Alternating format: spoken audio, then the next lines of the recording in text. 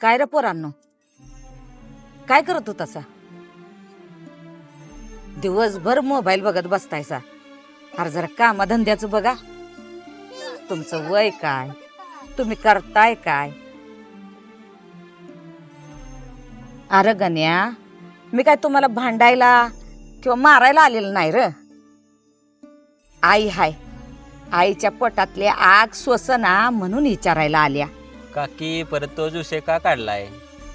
अरे मग काय करू? अरे गावात लोक टोमणं मारतात. तुझं पोरग एवढं शिकलं सवरलेलं असून, एवढं मोठं झालं असून सुद्धा गावात बोंबलत हिंडतो. मग मी काय केलं पाहिजे सांग की? अगं आई, तुला असं वाटतंय काय मी घरात बसून काय करत नाही? अगं नोकरीचे फॉर्म भरलेत आम्ही, करतोय प्रयत्न.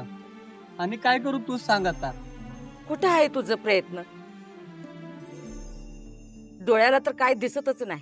अरे तुझ्यासाठी पाक हाडाची झीज केल्या.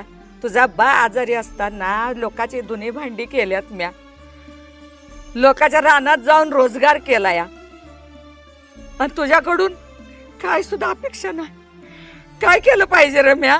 काकू तुम्हाला काय वाटतंय? आम्हाला चांगलं वाटतंय का असं बसून राहायला? स्वतःचीच लाज वाटते आम्हाला. अरे लाज वाटून भागणार नाही. तुम्हाला मी कमी लेखत नाही रे पोरांनो. तुम्ही माझ्या सोन्यासारखी लेकरं आहेसा. काळजी वाटते म्हणून बोलत्या. अगं आई, थोडा वेळ दे की ग, करतोय प्रयत्न. बाबा आजारी असल्यापासून तू लय कष्ट केल्यात माझ्यासाठी. अजून किती कष्ट करणारस तू? या कष्टाची माझी मला लाज वाटायला बघ.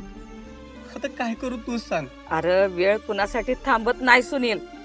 आज म्या धड धाकड हाय म्हणून 2 घास तुला करून घालत्या.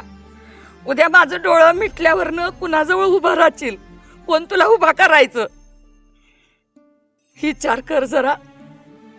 सगळं माहित आहे का आई? तू असं बोलू नकोस. तुझ्याशिवाय हाय कोण मला? आणि तू असं बोलीस नाही, तू कासावीस होते बघ. अरे खरं आहे तुझं.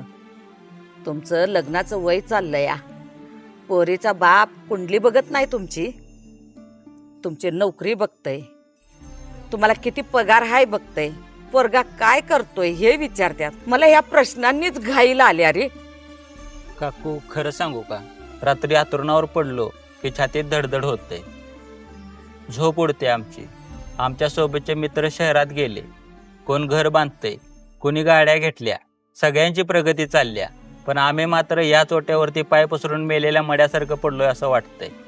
अरे मग तीच धडधड तुमची ताकद बनवा. असं पडून राहू नका रे.